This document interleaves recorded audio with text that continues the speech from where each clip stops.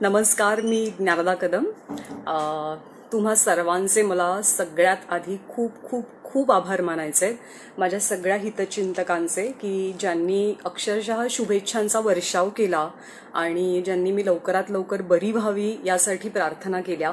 त्यामुळे तुम्हा सर्वांचे मनापासून आभार. तुमच्या सगळ्यांच्या शुभेच्छांमुळे, सदिच्छांमुळे मी बरी झालेले आहे आणि आता मी लवकरच पुन्हा एकदा ऑफिस जॉईन करेन आणि बातम्या सांगताना सुद्धा तुम्ही मला पाहू शकाल.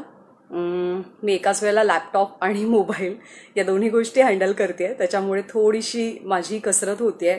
सलग 14 दिवस एकांतवासात राहिल्याच्या नंतर एकदम माणसांमध्ये येणं, आपल्या घरी येणं, लोकांशी बोलणं, हा अनुभव खरं तर खूपच वेगळा आहे, नवा आहे. मी खूप छान आहे, मी उत्तम आहे.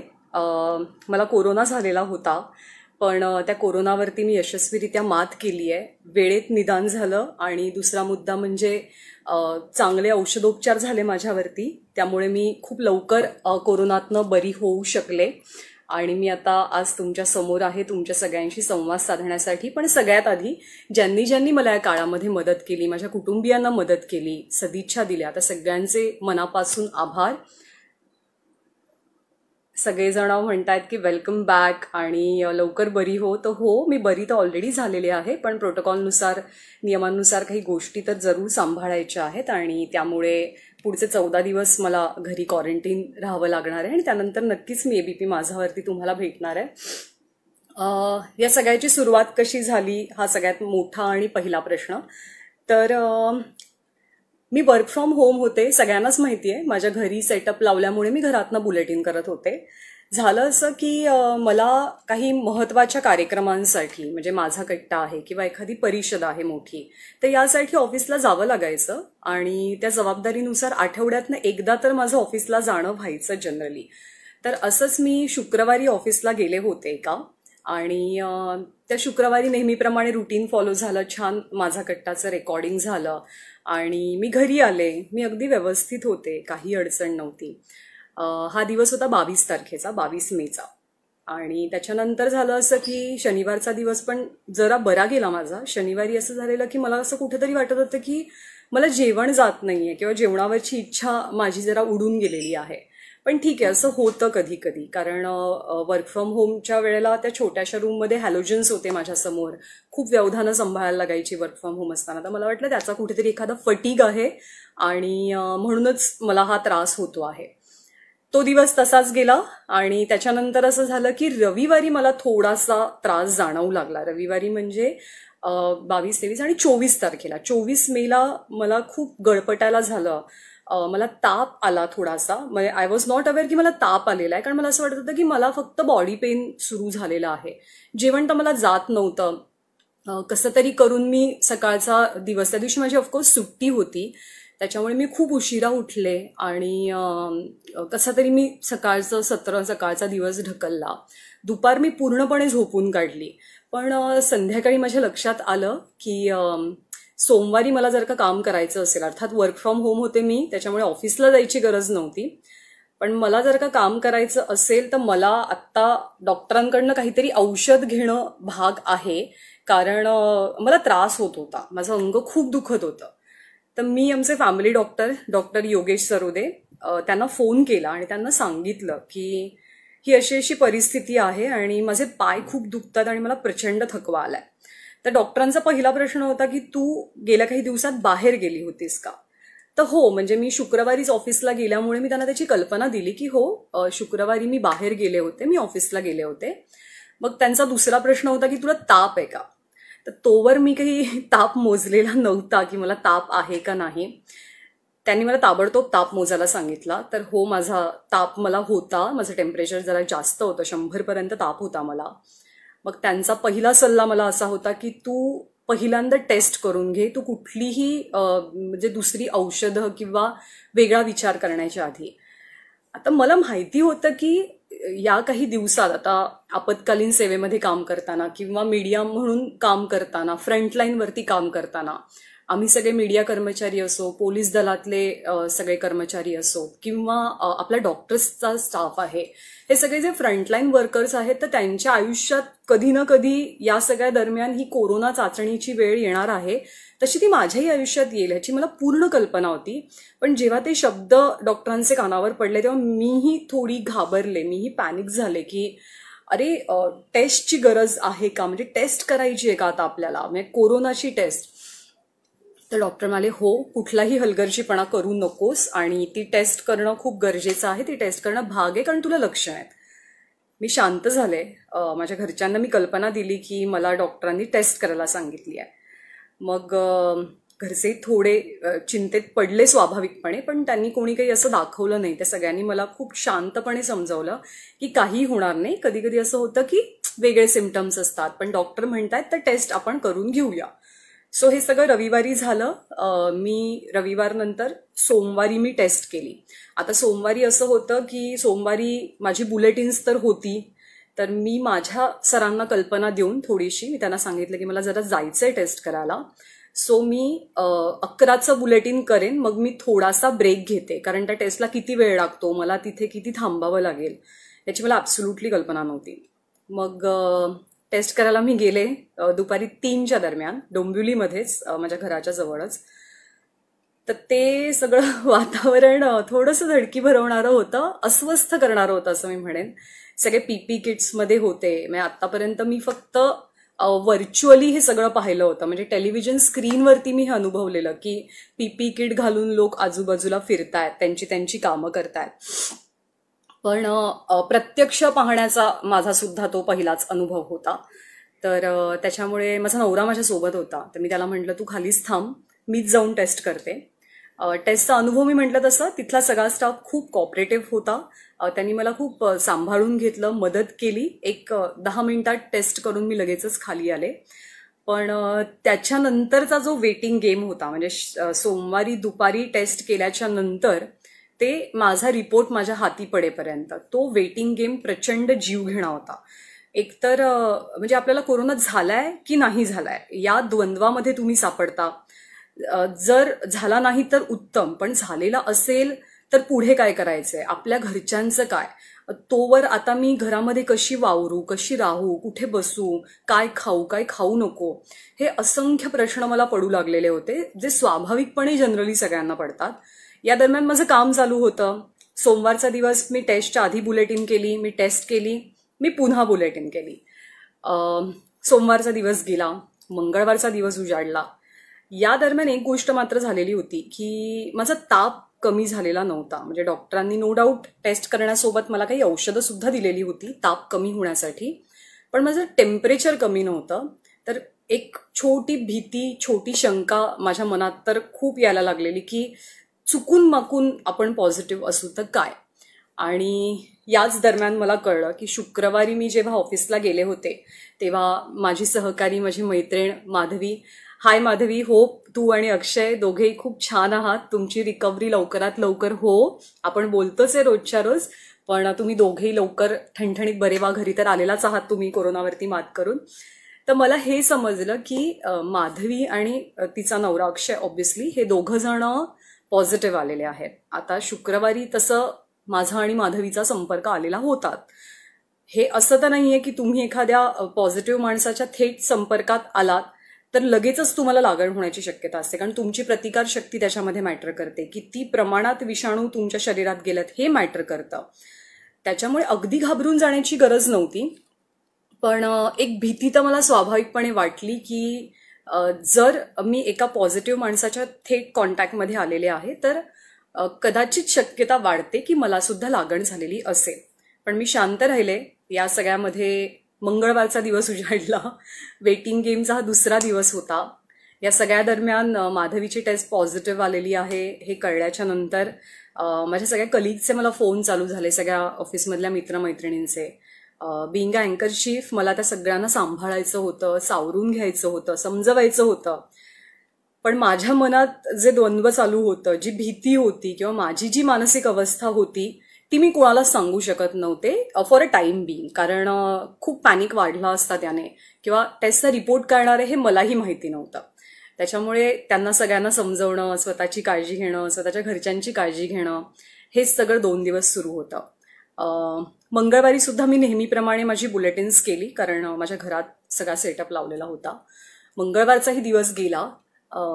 रात्री बोलणं झालं घरामध्ये की आता रिपोर्ट आले तर काय, कारण बुधवारी तर रिपोर्ट येणार हे तर नक्कीच होतं. ते किती वाजता येतील त्याची फक्त शाश्वती नव्हती. देवाला हात जोडले मंगळवारी रात्री आणि मी झोपले. आणि मला एक गोष्ट तर सगळ्यांनी सांगितलेली होती माझ्या घरच्यांनी की रिपोर्ट काही येऊ दे, तुला खूप स्ट्रॉंग राहायचं आहे. रिपोर्ट निगेटिव्ह आला तर उत्तम, आपल्याला आपलं काम सुरू ठेवायचं आहे. पण जर चुकून माकून रिपोर्ट पॉझिटिव्ह असेल तर आम्ही सगळे तुझ्या सोबत आहोत. तू भक्कमपणे उभी राहणार आहेस, तू लवकर बरी होणार आहेस आणि तू लवकर उपचार घेऊन पटकन घरी परत येणार आहेस. तर हा सपोर्ट तर होताच. त्याच्यामुळे मी तशी निश्चिंत होते, पण भीती स्वाभाविकपणे मी म्हटलं तसं मला वाटत होती. तुम्ही सगळेजण अभिनंदन करताय माझं आणि शुभेच्छा देताय, तर पुन्हा एकदा धन्यवाद तुमच्या सगळ्यांचे, तुमच्या शुभेच्छांबद्दल. त्या शुभेच्छांमुळेच आज मी खूप लवकर बरी झाले असं म्हणेन. तर मंगळवार संपला, मंगळवारची रात्र सुरू झाली. अस्वस्थता तर होती आणि फायनली बुधवारी सकाळी रिपोर्ट आला आणि इट वॉज डिटेक्टेड असं मला सांगण्यात आलं ज्या मॅडम माझ्याशी बोलत होत्या त्यांनी. तर ऑफकोर्स मलाही अशी 2-3 सेकंद 5 सेकंद गेली ते सगळं माझ्या डोक्यापर्यंत किंवा मेंदूपर्यंत पोहोचण्यासाठी, पण परिस्थिती स्वीकारणं भाग होतं आणि आता पुढे काय करायचं हे महत्वाचं होतं. तर रिपोर्ट आला, मला त्यांनी मेल केला रिपोर्ट, मी पाहिला. ते कळून चुकलं होतं की आपण आता कोरोना पॉझिटिव्ह आहोत आणि आता पुढची खबरदारी घेणं अधिक महत्वाचं आहे. ऑफिसमध्ये फोनाफोनी झाली, घरी सगळ्यांना कल्पना दिली. घरी स्वाभाविकपणे थोडंसं हळवं व्हायला झालं, मला सुद्धा माझ्या घरच्यांना सुद्धा. पण लागलीच ऑफिसनेही काही पावलं उचलली पटापट. सगळ्यांनी मला धीर दिला आणि हे तर नक्कीच सांगितलं की बरं तर लवकर व्हायचं आहे, त्याच्यामुळे लवकरात लवकर औषधोपचार घेणं, डॉक्टरांचा सल्ला घेणं हे गरजेचं आहे. मी डोंबिवलीमध्ये राहते.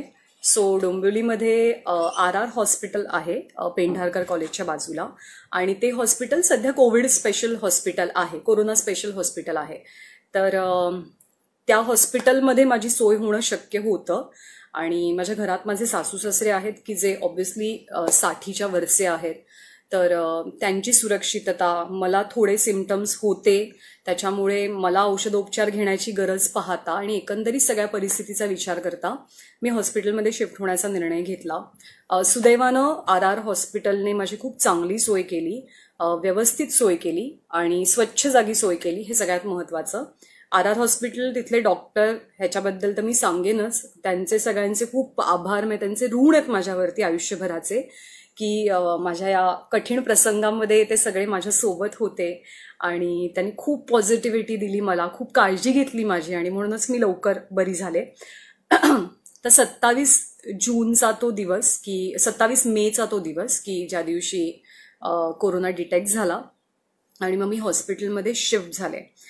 आता हे सगळं ऐकायला, मला आत्ता तुम्हाला सांगायला खूप सोपं वाटतंय, खूप साधं वाटतंय, पण हे तितकं सोपं नव्हतं.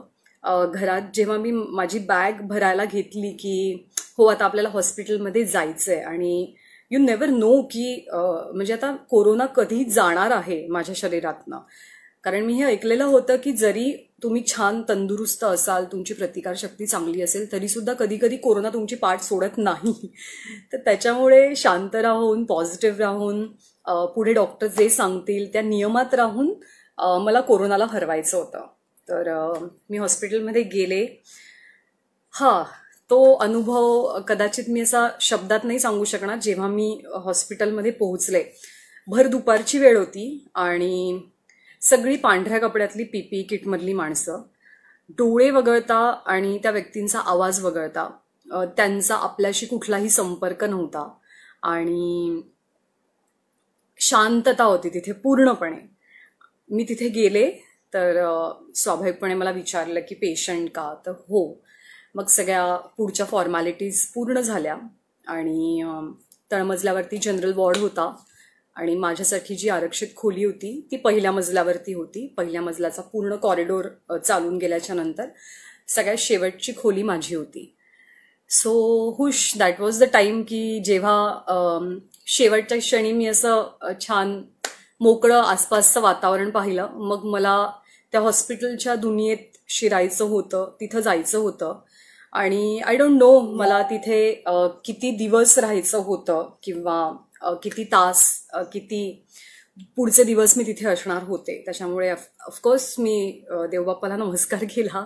माझा नवरा मला सोडायला आलेला, तर मलाही थोडं भरून आलं तेव्हा की त्याला बाय म्हणायचंय. मी आता एकटीच हॉस्पिटलमध्ये चालले आणि हॉस्पिटलमध्ये जाण्याचा, तिथे राहण्याचा माझ्या आयुष्यातला पहिला प्रसंग होता. मी कधीच हॉस्पिटलची पायरी सुदैवानं चढलेले नव्हते आणि त्यातून कोरोनामुळे हॉस्पिटलमध्ये जावं लागतंय हे आणखी थोडंसं भीतीदायक म्हणणार नाही, पण अस्वस्थ करणार होतं. सो फायनली मी हॉस्पिटलमध्ये आत गेले. मला पहिल्या मजल्यावरती नेलं, माझी खोली दाखवली. खोली स्वच्छ होती, व्यवस्थित होती. एक बेड होता तिथे, सिलिंग फॅन होते 2, एक स्टँडी फॅन होता. 2 माणसं माझ्यासोबत आली होती. ती खूप छान पद्धतीनं मला कॉपरेट करत होती. मला असं वाटत होतं की आत्ता इथं वागणूक कशी मिळणार आहे किंवा काय, कोरोना पेशंटसोबत कोणी बोलतं की नाही, लोक वागतात कसे. कारण मी म्हटलं तसं एक अँकर म्हणून मी ते सगळं आत्तापर्यंत अनुभवलेलं होतं, पण एक व्यक्ती म्हणून, ज्ञानदा म्हणून माझा तो थेट प्रत्यक्ष अनुभव होता, जो सुदैवानं चांगला होता असं मी म्हणेन. मग मी तिथे गेले, बसले. त्यांनी व्यवस्थित बेडवरती मला चादर वगैरे घालून दिली आणि ते सगळे निघून गेले. त्यांनी विचारलं की तुम्ही जेवणार का, तर मी ऑफकोर्स हो सांगितलं, कारण मी काही खाल्लेलं नव्हतं सकाळपासनं. त्याच्यामुळे भुकेची जाणीव झालेली, डोकंही थोडं दुखायला लागलेलं होतं, कारण खूप भरभर या सगळ्या गोष्टी झालेल्या होत्या आणि थोडे इमोशनली अप डाऊन आयुष्यात जसे सुरू असतात तसे त्या क्षणी माझ्या मनात सुरू होते की आता पुढे काय. कारण त्या एक 4 भिंती, ती एक कॉट, एक खिडकी, 3 पंखे, ह्याच्या पलीकडे काही नव्हतं माझ्या आजूबाजूला. म्हणजे मला इतकं माणसात राहण्याची सवय आहे, मला सतत बोलण्याची सवय आहे, पण ते मला पुढचे काही दिवस काहीच करता येणार नव्हतं. आणि त्याच्यामुळे मला ती जाणीव झाली की माझ्या आयुष्याला एक मोठा ब्रेक लागलेला आहे आणि तो करकचून लागलाय कोरोनामुळे. सो शांत राहून पुढचे उपचार करणं ही प्रायोरिटी होती त्या क्षणीची. मला जेवण दिलं गेलं, जेवण चांगलं होतं. मग नर्स आल्या, त्यांनी माझी ब्लड टेस्ट केली, मला एक्सरेसाठी नेण्यात आलं आणि मला गोळ्यांचा कोर्स सुरू झाला. गोळ्या अर्थातच हायड्रोक्सिक्लोरोक्विन, ॲझिथ्रोमायसिन या 2 मुख्य गोळ्या होत्या. त्याच्यासोबत ताप उतरण्यासाठी मला एक गोळी दिली गेली. सोबतच अँटासिडची गोळी दिली जायची रोजच्या रोज, कारण आपण हालचाल करत नाही, आपण एकाच जागी असतो, आपण कुठे फिरत नाही. टेन्शन जरूर असतं पण रोजच्या कामाच्या व्यापात नसतो, त्यामुळे जे आपण खातोय ते अर्थात जिरलं नाही तर ॲसिडिटीचा त्रास होऊ नये म्हणून अँटासिडची गोळी दिली जायची. पहिला दिवस खूप संमिश्र भावनांचा होता. इमोशनली रोलर कोस्टर राईड म्हणतो आपण तसा तो होता. जसं जसं ज्यांना ज्यांना समजलं तसे तसे सगळ्यांनी फोन करायला सुरुवात केली मला आणि शुभेच्छा दिल्या, धीर दिला सगळ्यांनी आणि सगळ्यांनी हेच सांगितलं की तू लवकर बरी होणार आहे आणि लवकर घरी परत येणार आहेस. तर ऑफकोर्स ते तर झालंच. पहिला दिवस संपला, गोळ्यांचा कोर्स सुरू झालेला होता. मला हे बेसिकली माहिती होतं की हायड्रोक्सिक्लोरोक्विनची ट्रीटमेंट दिली जाते. तर दरवेळेला मी डॉक्टर औषध द्यायला आले की त्यांना विचारायचे की तुम्ही मला काय औषध देताय, कोणतं देताय आणि हे कशासाठी आहे, आणि ते मी नोट डाऊन करून ठेवलं. अर्थात त्याची नोंद हॉस्पिटलकडे सुद्धा आहे, पण फॉर अ पर्सनल मी त्याची नोंद माझ्याकडे सुद्धा करून ठेवली. आता पुढचे काही दिवस करायचं काय हा सगळ्यात मोठा प्रश्न होता. पहिला दिवस तर संपला, तो खूप घाई गडबडीमध्ये संपला आणि म्हणजे थोडासा तणावाचा तो दिवस होता. दुसरा दिवस उजाडला. दुसऱ्या दिवशी माझी तब्येत बऱ्यापैकी बरी होती. आणखी काही जणांना समजलेलं होतं, त्याच्यामुळे त्यांनी फोन करायला सुरुवात केली. याच्यामध्ये खूप मोठ्या संख्येने माझे मित्रमैत्रिणी होते. थँक्यू सो मच, कारण माझे असे बरेचसे मित्रमैत्रिणी माझ्या कॉलेजचे की ज्यांना मी वेळ देण्यात खूप कमी पडते माझ्या रोजच्या रुटीनमुळे, पण तुम्ही सगळेजण खूप खंबीरपणे माझ्या पाठीशी उभे राहिलात. मी थोडंसं पाणी पिते. तुम्ही खूप खंबीरपणे माझ्या मागे उभे राहिलात. माझे नातेवाईक तर होतेच, पण माझे मित्रमैत्रिणी ऑफकोर्स ऑफिसमधले आणि माझे कॉलेजचे, शाळेचे मित्रमैत्रिणी. दुसरा दिवसही हळूहळू सरला. प्रकृती सुधारणा होती. माझे सिम्पटम्स खूप कमी झालेले होते. या 2 गोळ्यांचा कोर्स सुरू होता. दुसऱ्या दिवशी असं झालं की कल्याण डोंबिवली महानगरपालिकेचे लोक आमच्या घरी आले आणि त्यांनी पुढच्या फॉर्मॅलिटीज सुरू केल्या. त्यांचा मला फोन आला की असं असं तुमचा रिपोर्ट पॉझिटिव्ह आहे. तर मी म्हटलं हो, मला त्याची कल्पना आहे आणि मी डोंबिवलीच्या RR हॉस्पिटलमध्ये सध्या ॲडमिट आहे. मग त्यांनी घरी येऊन घरच्यांची चौकशी केली. ऑफकोर्स माझा नवरा माझा फर्स्ट कॉन्टॅक्ट असल्यामुळे किंवा इमिजिएट कॉन्टॅक्ट असल्यामुळे त्याची टेस्ट तातडीनं करणं खूप गरजेचं होतं. तर त्याची टेस्ट झाली आणि बाकी घरच्यांपासून म्हणजे जेव्हापासून मला लक्षणं दिसू लागलेली होती आणि मला डॉक्टरांनी सांगितलं की तुला टेस्ट करणं गरजेचं आहे, तेव्हापासून मी एक काळजी घेतली की मी माझ्या बाकीच्या घरच्यांपासून टोटली स्वतःला आयसोलेट केलं. ते गरजेचं होतं कारण माझे सासू सासरे माझ्या घरामध्ये आहेत. सुदैवानं माझं घर मोठं असलं बऱ्यापैकी तरीसुद्धा वावर घरातला थांबवणं हे खूप गरजेचं होतं आणि महत्त्वाचं होतं. म्हणून मी बेडरूममध्येच बऱ्यापैकी स्वतःला आयसोलेट करून घेतलं. मी बेडरूम टू माझे बुलेटिन एवढाच माझा वावर ठेवलेला होता. मी किचनमध्ये जाण्याचं टाळलं. मी घरामध्ये कुठेही खोकणं आणि शिंकणं टाळलं. मी मास्क वापरायला सुरुवात केली आणि या बेसिक गोष्टींची काळजी मी घेतली की चुकून माकून जर आपण पॉझिटिव्ह आलो तर घरच्यांना त्रास नको. सुदैवानं ही सगळी काळजी घेणं पथ्यावर पडलं आणि माझ्या घरच्या कुणालाही माझ्यामुळे त्रास झाला नाही. पण कल्याण डोंबिवली महानगरपालिकेनं आमची बिल्डिंग सील केली. माझ्या मनातही थोडी शंका होती किंवा म्हणजे अशी चुटपुट होती, अस्वस्थता होती की आता आता आता बिल्डिंगवाल्यांची खूप अडचण होणार आहे पुढच्या 14 दिवसांसाठी. बिल्डिंग सील होणार, सगळे घरातच क्वारंटीन होणार, तर काय तर ती अस्वस्थता खूप लवकर दूर झाली कारण माझ्या सोसायटीच्या सगळ्या सदस्यांनी खूप छान कॉपरेट केलं. सो त्यांचे सगळ्यांचे आभार.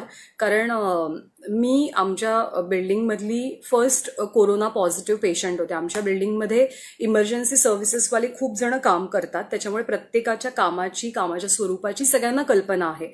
पण तरीसुद्धा एखादी व्यक्ती पॉझिटिव्ह आल्याच्या नंतर तिच्यामुळे होणारा त्रास हा तर अर्थात थोडा वेगळा भाग असतो. पण त्या सगळ्यांनी मला खूप मदत केली आणि त्यांच्या शुभेच्छांमुळे पण मी लवकर बरी झाले. आता मुख्य मुद्दा होता किंवा मला मुख्य टेन्शन होतं की माझ्या नवऱ्याच्या टेस्टचं काय होणार आहे, कारण तो आसपास होताच अर्थात. तर त्याची टेस्ट फायनली 29 तारखेला निगेटिव्ह आली आणि मग माझ्या मनावरचं खूप मोठं टेन्शन उतरलं. मला बरेच जण प्रश्न विचारतात की तुला भीती नाही का वाटली? ऑफकोर्स मला भीती वाटली. मी माणूस आहे.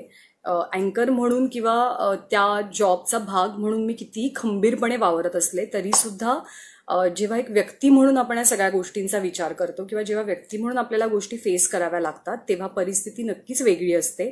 खंबीर राहणं हा आयुष्याचा एक भाग आहे. पण मलाही वाईट वाटलं, मलाही भीती वाटली, मीही रडले. पण मला डॉक्टरांनी एक गोष्ट अगदी पहिल्या दिवशी सांगितलेली होती की तुमच्या मनाला कोरोना होऊ देऊ नका. तुम्हाला कोरोना झालेला आहे तो फिजिकली झालेला आहे.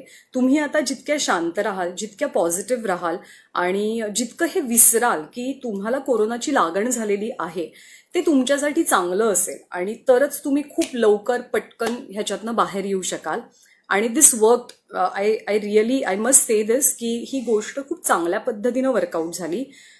डॉक्टरांनी, तिथल्या नर्सेसनी, तिथल्या वॉर्ड बॉयनं, तिथल्या हाऊसकीपिंगनं सगळ्यांनी भीती घालवली. ते सगळे इतके छान होते, ते सगळे इतकं मनापासून त्यांचं काम करायचे. मी खरंच सांगते, मी खूप सुपर हिरोजना भेटले आहे, पण आत्ता आपल्या सगळ्यांच्या आयुष्यातले खरे सुपर हिरो कोण असतील तर ते आपले डॉक्टर्स आहेत, आपला आरोग्य विभागाचा स्टाफ आहे. कारण ते त्यांचा जीव खूप मोठ्या प्रमाणात धोक्यात घालून रुग्णसेवा करतात आणि प्रत्येक रुग्ण त्यांच्यासाठी महत्त्वाचं आहे. त्याला वाचवणं, त्याला बरं करणं आणि तो घरी जाताना त्याला छान शुभेच्छा देणं हीच त्यांच्या आयुष्याची प्रायोरिटी बनलेली आहे सध्या. आणि ती प्रायोरिटी सतत तुम्हाला दिसते. बऱ्याचशा जणांना बरेच प्रश्न आहेत. काही प्रश्न मी घेण्याचा प्रयत्न करते. कोरोना पॉझिटिव्ह आल्याच्या नंतर पहिली रिॲक्शन काय होती? जी सर्वसामान्य माणसाची रिॲक्शन असते तीच माझी पहिली रिॲक्शन होती. मला भीती वाटली. मला खूप मोठा धक्का बसला असं मी म्हणणार नाही, कारण मी म्हटलं तसं तो वेटिंग पिरियड जो असतो तो खूप जीवघेणा असतो रिपोर्ट येईपर्यंतचा. आणि त्या दरम्यान मी माझं मन दोन्ही बाजूने तयार केलेलं होतं की पॉझिटिव्ह रिपोर्ट आला तर आपल्याला काय करायचंय, रिपोर्ट निगेटिव्ह आला तर उत्तम, आपल्याला आपलं काम सुरू ठेवायचंय, फक्त अधिक काळजी घ्यायची आहे. पण अर्थात जेव्हा मला कळलं रिपोर्ट पॉझिटिव्ह आलेला आहे तर तेव्हा खरंच भीती वाटलेली काही सेकंदांसाठी, मी नाही असं नाही म्हणणार. दुसऱ्या एक प्रश्नाचा विचारला की सर्वसामान्यांना सेम ट्रीटमेंट मिळते का. मी ज्या हॉस्पिटलमध्ये होते मी त्या हॉस्पिटलपर्यंतच बोलेन, तितकंच मर्यादित बोलेन, कारण मी तिथला फर्स्ट हँड एक्सपिरियन्स घेतलेला आहे. माझ्या आजूबाजूला जनरल वॉर्ड होता, माझ्या आजूबाजूला सेपरेट रूममध्ये राहणारे काही पेशंट्स होते, वेगळे एकटे किंवा वेगवेगळे. माझ्या आजूबाजूला एका खोलीमध्ये सगळे वयस्कर माणसं सुद्धा होती, जी 5-7 जण 10-12 जण एकत्र सोशल डिस्टन्सिंगच्या नियमाप्रमाणे बेड्सवरती ते सगळे होते, त्यांचा उपचार सुरू होता. तिथले प्रत्येक नर्स, तिथला प्रत्येक वॉर्ड बॉय, तिथले प्रत्येक डॉक्टर या सगळ्यांची तितकीच काळजी घ्यायचे जितके ती माझी काळजी घ्यायचे. त्या हॉस्पिटलमध्ये मी म्हणजे बऱ्यापैकी एसिम्प्टमॅटिक पेशंट होते आणि म्हणजे मी लवकर रिकवर होईन हे डॉक्टरांना कदाचित लक्षात आलं असेल, कारण 3-4 दिवसानं माझी प्रकृती खूप झपाट्यानं सुधारली आणि 5 दिवसांच्या औषधांच्या कोर्सनंतर तर मला पुढे औषधं देण्याची तशी गरज पडली नाही. तर हो, मी ज्या हॉस्पिटलमध्ये होते तिथे माझ्यासोबत इतरांना सुद्धा सारखीच ट्रीटमेंट मिळाली. आम्हाला सगळ्यांना जेवण एकच यायचं. माझी बिल्डिंग सील झाल्यामुळे मला घरातनं काही मिळणं किंवा घरातनं डबा जो आपण म्हणतो आजारी असताना हॉस्पिटलला, तर ते मला शक्य नव्हतं. पण मी जे जेवण जेवत होते तेच जेवण इतर पेशंट्सनाही मिळत होतं आणि तेच जेवण मुख्य म्हणजे तिथले डॉक्टर्स, तिथले नर्सेस आणि तिथला इतर स्टाफ सुद्धा आमच्यासोबत खात होता. सो हॉस्पिटलमधली व्यवस्था ही सगळ्यांसाठी समान होती, सगळ्यांसाठी एकच होती. हे मी अनुभवलेलं आहे आणि हे मी सांगते आणि ते त्या हॉस्पिटल पुरतं मर्यादित आहे. कारण मुद्दा हाच आहे की मी तिथली परिस्थिती अनुभवली, तर मी त्या परिस्थितीबद्दल बोलेन. 29 तारखेला जेव्हा लक्षात आलं की आपल्या नवऱ्याचा रिपोर्ट पण निगेटिव्ह आला आणि आपल्या घरच्यांना कुठला धोका नाहीये, तेव्हा मी खऱ्या अर्थानं मेंटली रिलॅक्स झाले आणि मला खूप फ्रेश आतूनच वाटू लागलं. मी डॉक्टरांसोबत ही गोष्ट शेअर केली आणि पहिल्यांदा शेअर करताना अर्थात मला रडू आलं, पण त्यांनी मला समजवलं की ही तर खूप चांगली गोष्ट आहे आणि आता तुमची रिकव्हरी जास्त स्पीडीली होईल, कारण आपण मानसिकदृष्ट्या जितकं लवकर त्याच्यातनं बाहेर येतो आणि पॉझिटिव्ह राहतो की हो मला बरं व्हायचं आणि मला लवकर बरं व्हायचंय, तर ते तितकंच चांगलं असतं आणि तितक्या लवकर तुम्ही घरी जाता. तर हे माझ्या बाबतीत खरंच मनापासून झालं. हायड्रोक्सिक्लोरोक्विन आणि ॲझिथ्रोमायसिन या 2 गोळ्यांचं कॉम्बिनेशन असलेले उपचार 5 दिवस माझ्यावरती सुरू होते, म्हणजे 31 तारखेपर्यंत. आणि त्याच्यानंतर डॉक्टरांनी ही औषधं बंद केली. मीनवाईल 2 दिवसांनी माझं पोट जरा खराब झालं. त्याच्यावरती माझ्या डॉक्टरांचं असं म्हणणं होतं की nothing to worry about it, हे असं होतं कधी कधी. तर त्याच्यावर डॉक्टरांनी मला 1-2 गोळ्या दिल्या आणि त्या 1-2 गोळ्यांमध्येच मला बरं वाटलं. लक्षणं प्रामुख्याने माझ्यामध्ये हीच होती की मला खूप थकवा होता आणि मला ताप होता. हे वगळता मला सर्दी, खोकला, डोकं दुखणं किंवा अन्नावरची वासना एकदम उडणं किंवा टेस्टलेसपणा जाणवणं पुढच्या दिवसात, हे सुदैवानं माझ्या बाबतीत काही नव्हतं. पण मी डॉक्टर नाहीये, पण जेवढं मी ऐकलं, जेवढं मी वाचलं, जितकं मी माझ्या कोरोना पॉझिटिव्ह असलेल्या मित्रमैत्रिणींशी बोलले, तर प्रत्येकाची सिम्पटम्स किंवा प्रत्येकाची लक्षणं ही वेगवेगळी असतात. जे लक्षण मला आहे ते सेम लक्षण माझ्या कुठल्या आणखी ओळखीतल्या माणसामध्ये दिसेल, तर हे असं नाहीये. तर कदाचित तो विषाणू प्रत्येकाच्या शरीरात गेल्यानंतर वेगवेगळ्या पद्धतीनं रिॲक्ट करत असेल. सुदैवानं माझ्या बाबतीत एक गोष्ट झाली की प्रत्येक सिम्पटम टच अँड गो करून गेला. म्हणजे ताप आला तर हो आला, पण तो काही दिवसांनी कमी झाला. अंगदुखी किंवा थकवा येणं हेही लगेच कमी झालं. पोट बिघडलं तर हो पोट बिघडलं, पण ते लगेच बरं झालं. तर मी हे सुदैव मानते. मी तुमच्या सगळ्यांचे आभार मानते की तुमच्या शुभेच्छांमुळे मी लवकर बरी होऊ शकले. माझ्या कुटुंबाला क्वारंटाईन केलं गेलेलं होतं खरं. त्यानंतर अर्थात थोडंसं सगळेजणच रिलॅक्स झाले, पण माझ्या घराला क्वारंटाईन केलं गेलं, पण त्या सगळ्यांना होम क्वारंटाईनचा सल्ला दिला गेला, कारण त्यांना कुठलीही लक्षणं नव्हती. नवऱ्याची टेस्ट झालेली होती आणि तो निगेटिव्ह आल्यामुळे त्याचाही धोका टळलेला, त्याच्यामुळे कुठल्याही क्वारंटाईन सेंटरला त्यांना नेलं गेलेलं नव्हतं. तर ते सगळेजण एसिम्प्टमॅटिक किंवा कुठलंहीच लक्षण त्यांच्यामध्ये नसल्यामुळे त्यांना महानगरपालिकेच्या वतीनं गोळ्यांचा एक कोर्स दिला गेला HCQचा, आणि त्यांना घरीच थांबा, कुठे बाहेर जाऊ नका असा सल्ला दिला गेला. या सगळ्या दरम्यान माझ्या शेजाऱ्यांनी, मित्रमैत्रिणींनी इथल्या खूप मदत केली, कारण साधं दूध घरात आणणं सुद्धा शक्य नव्हतं, कारण घरचे सगळे घरातच लॉकडाऊन होते. बिल्डिंग सील झालेली होती, तर त्याच्यामुळे आमच्या घरापर्यंत नीट सगळ्या वस्तू कशा पोहोचतील हे पाहण्याची खूप उत्तम जबाबदारी माझ्या बिल्डिंगमधल्या सगळ्या फ्रेंड्सनी पार पडली. सो थँक्यू सो मच त्यांच्या सगळ्यांचे. आणखीनही काही प्रश्न येतात तर त्याची पण मी उत्तरं देण्याचा प्रयत्न करते. हॉस्पिटल, माझी मैत्रीण आहे स्नेहा, ती मला विचारते, हाय स्नेहा, की हॉस्पिटलमध्ये असताना काय केलं. माझ्या अनेक मित्रमैत्रिणींना हा प्रश्न पडलेला होता की मी कशी राहणार हॉस्पिटलमध्ये, कारण मला सतत माणसांची सवय, मला सतत कामाची किंवा बोलत राहण्याची सवय. तिथं तर कोणीच नाही, म्हणजे नर्सेस आणि डॉक्टर्स तेवढ्या वेळेला व्हिजिटसाठी यायचे, पण त्याच्यानंतर काय करायचं. पहिले 2 दिवस खूप फोनाफोनीमध्ये गेले, म्हणजे ऑलमोस्ट शुक्रवारपर्यंतचे दिवस.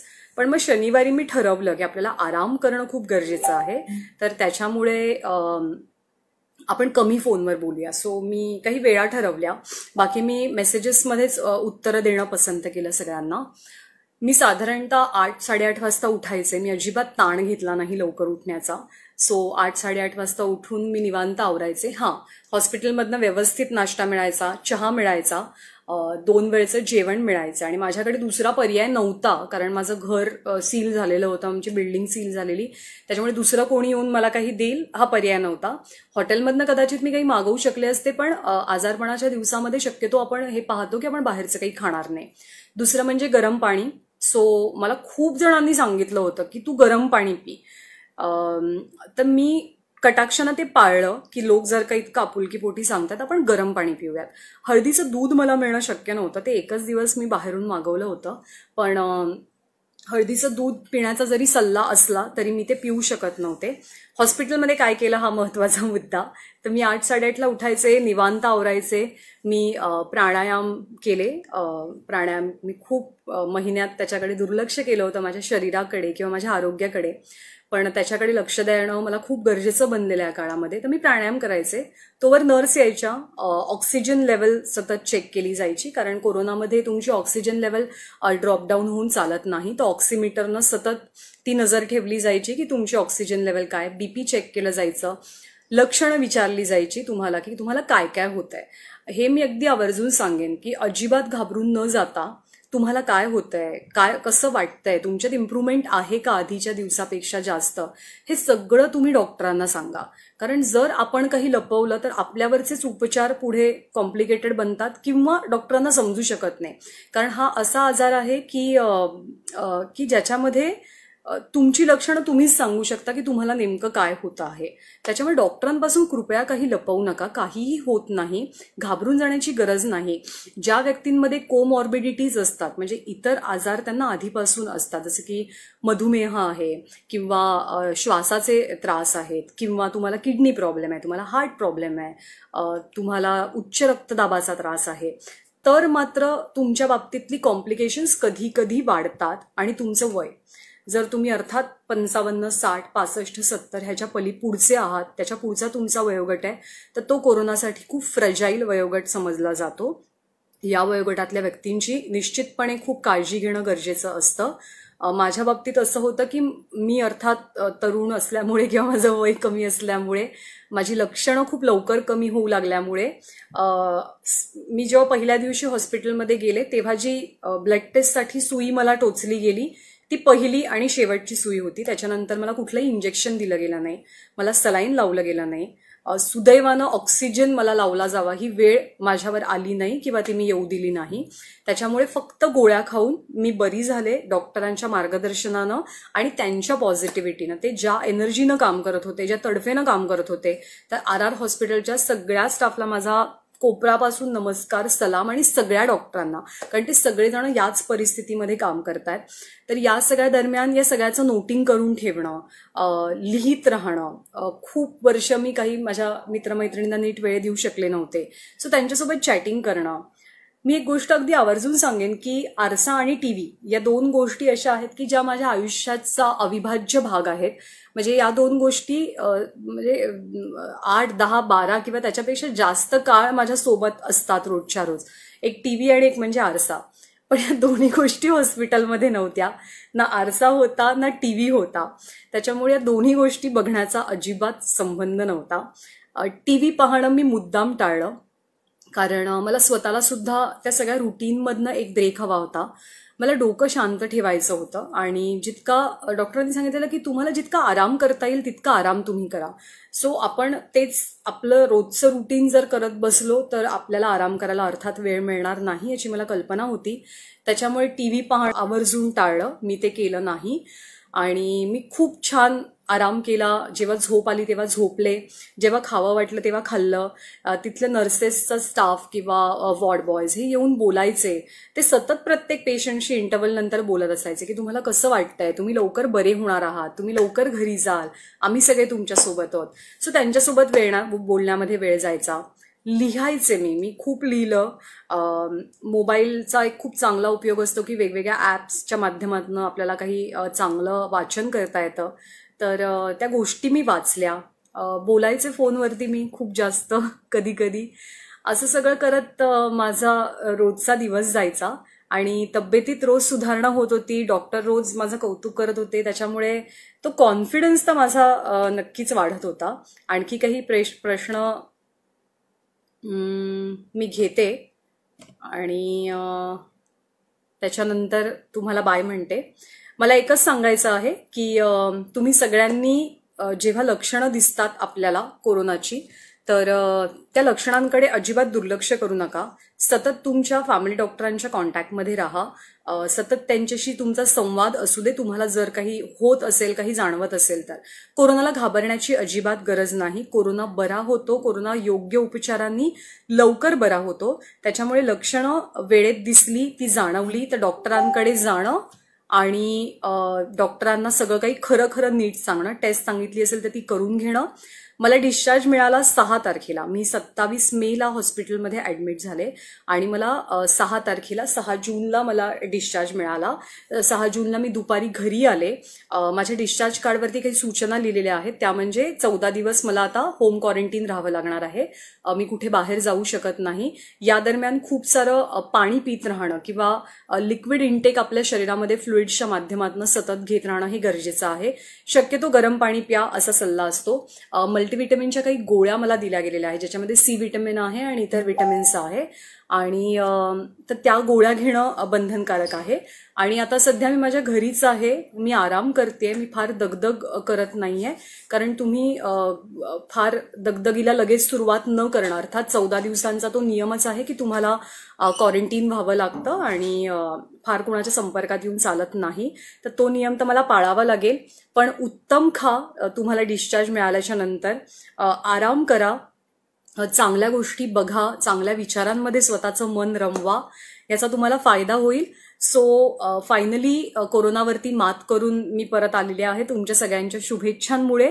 आणि लवकरच आता मी एबीपी माझावरती सुद्धा परत दिसेन, तुम्हाला परत भेटेन. थोडे दिवस काळजी घेणं गरजेचं आहे. त्याच्यामुळे तो ब्रेक मला कंपल्सरी घ्यावा लागणार आहे. तुम्हा सर्वांचे आभार. प्रश्नांच्या ऐवजी शुभेच्छाच जास्त येत आहेत, तर त्याच्यासाठी पुन्हा एकदा आभार. आणि अशाच तुमच्या शुभेच्छा, तुमचं प्रेम, तुमचा आशीर्वाद माझ्या पाठीशी कायम राहू दे. आणि लवकरच पुन्हा तुम्हाला स्क्रीनवरती पण भेटेन. तोपर्यंत काळजी घ्या. कोरोना ही एक अशी गोष्ट आहे किंवा एक असा आजार आहे की जो प्रचंड नकळतपणे होतो. मीही खूप काळजी घेतलेली होती. म्हणजे अगदी सगळ्या नियमांचं पालन करणं, घरी जेव्हा मी बाहेरून यायचे तेव्हा काळजी घेणं. पण कळत नकळत तो केव्हा तुम्हाला होतो हे तुम्हालाही कळत नाही. पण काळजी घेणं खूप महत्वाचं. पॉझिटिव्ह राहा, सगळ्यात महत्वाची गोष्ट म्हणजे. आणि घाबरून जाऊ नका. डॉक्टरांना सगळं खरं खरं सांगा. योग्य उपचार आणि तुम्ही लवकरात लवकर ठणठणीत बरे होऊन माझ्यासारखे घरी परत याल. कुणालाही कोरोना होऊ नये हीच माझी खरं तर इच्छा आहे. पण तुम्ही स्वस्थ राहा, चांगलं जेवा, इम्युनिटी वाढवा आणि कोरोनापासून लांब राहा. Thank you so much. पुन्हा एकदा सगळ्यांचे पुन्हा एकदा आभार तुम्ही दिलेल्या शुभेच्छांमुळे. लवकरच तुम्हाला एबीपी माझाच्या स्क्रीनवरती पण मी भेटेन. तोपर्यंत धन्यवाद.